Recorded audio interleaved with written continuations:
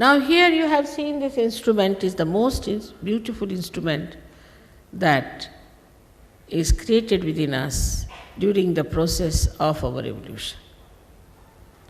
The first one is the most beautiful one because it stands for our innocence. This innocence is the one which gives us real support, real strength. And you'll be surprised, it is never destroyed.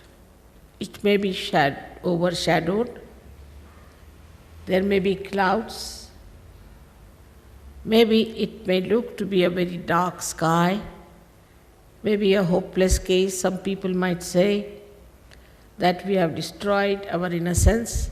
It cannot be destroyed. Whatever you might have done, this is one center which cannot be destroyed. You may have problems with it, but it cannot be destroyed. It is such a wonderful center you have got, which has got 4 petals, which looks after the pelvic plexus, looks after all the excretion within us.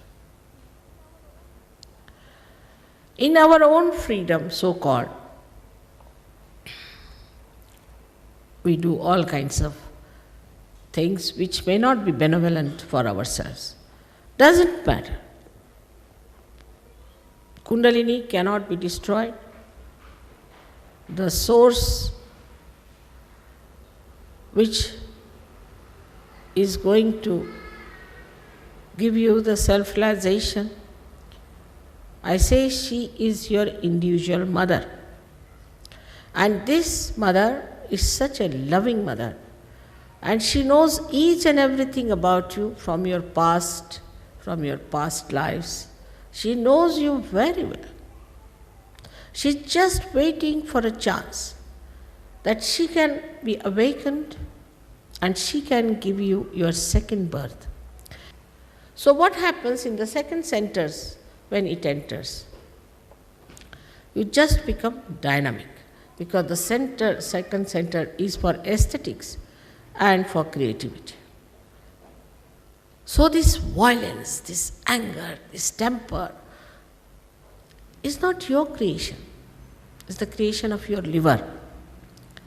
Your liver is little out of order because of many things, and the temper is there. Now, when the temper is too much, you don't know what to do. I mean, you can do whatever you like. In your temper, after all, it's like a drunken personality. You have to approach a person in a temper with a barge pole. But all this temper, everything becomes so cool and so beautiful. It's very surprising. A very dynamic person becomes extremely compassionate. So, in Sahaja Yoga, an artist who is struggling today may become a great artist tomorrow. But still I would say these are temptations. You'll become a great artist, you start earning more money, this, that. But that's not the one you have to really be satisfied with. You will never be satisfied with that. So you move to the third center, which we call as the Nabhi chakra. This center is, on one side, is made of water, another side with fire. Around it are our 10 valencies, which we can call as our innate religion within ourselves. Now this Nabhi itself, or we can call the solar plexus, or we can say the navel chakra, gives us, as soon as the Kundalini rises, she awakens this, and the light, when it spreads, you become religious. I don't have to tell you anything. You just become. I don't have to say that you don't take drugs. You just don't take it. Overnight, I have seen people have given up drugs. Overnight alcoholism, overnight everything. And they enjoy their virtues. That's the best part of it. Some people think, oh, then what is the fun? What is this that you take something in the pub and next day you have hangover. Here you take something and next day you are much better off. It never comes down. It never gives you a reaction. It's not artificial. It's not intoxicating. It is from your nerves. It's bubbling out. So this is the center which is very important in us, because most of us have a problem with this center. And here we have a capacity by this center that we enjoy our generosity. Now we have the center which we call here as the heart center. It controls the left and right both. So we have a left and right heart in Sahaja Yoga. As you know that in childhood till the 12 years of age, the thymus, this sternum bone creates the antibodies for you. And these antibodies fight your diseases. So when this center goes out, this is the center which sends all the messages to these antibodies. Now this is the center of a mother.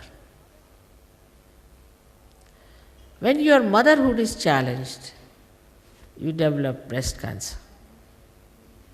Supposing a man is a flirt and his wife is worried, she might get a breast cancer because her motherhood is challenged. And her sense of security is very disturbed. As a result of that, she gets this problem. But do you know this is the center of a husband or of the father? Now if I am telling you, you should not be shocked, because later on you will find it. Now if you are a bad husband, you can get asthma. Or if your wife is a shrew, you might get an asthma. Or if you are a very bad father, you might get an asthma. Or if your father is not kind to you, you might get an asthma. And you have to see in the light of the spirit what is right and what is wrong. So then we come to this center, which is we call as the Vishuddhi. This is 16 petals, looks after the cervical plexus. Now this is a very, very important center. And this is the center is for communication. For example, when you talk, you communicate through your hands, you shake hands. You just do it, no doubt. But you don't think that you are doing it. You just say it's happening. And what a beautiful feeling it is. Then you don't have blood pressures, you don't have headaches, you don't have tensions. No, because we are not doing it, it's just done. And you find it's all done. Now on this center when we come, as I told you, your thinking is controlled by you. You can control. If you want, you can think, or you don't think. But in that silence, you feel your peace. If there's too much of crowds, too much of problems, suddenly you become the witness. You start seeing everything, seeing the problem, what it is. Unless and until you can see the problem, you cannot solve it. Because you are in the problem, you just get upset. But if you are out of the problem, you can see it. And that's what happens to you when you become thoughtlessly aware when this center opens out.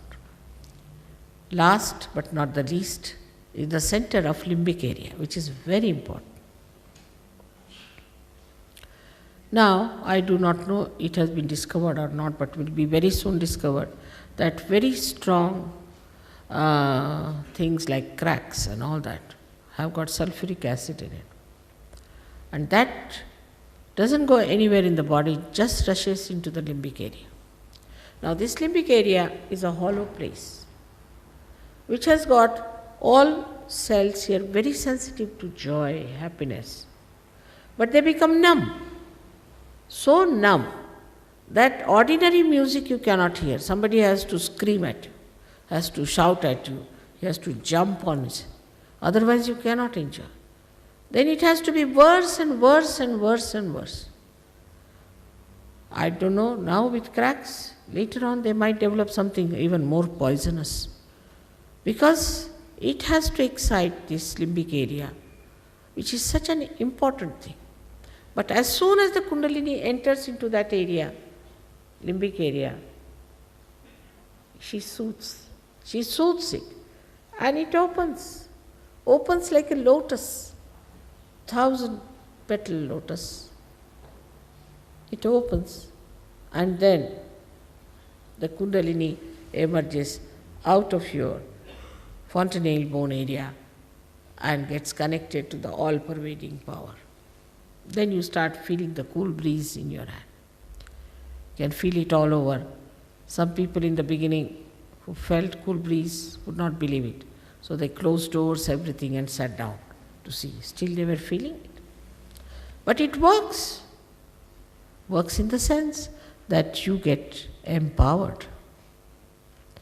You become peaceful. You become the witness. You become the wise. And you become empowered that you can give realizations to others like this, that you can raise their Kundalini like this, and you can establish that connection. You can do it. And this is what is your right to have it. This is what will give you meaning. Otherwise, so far, whatever we have been doing is very frustrating.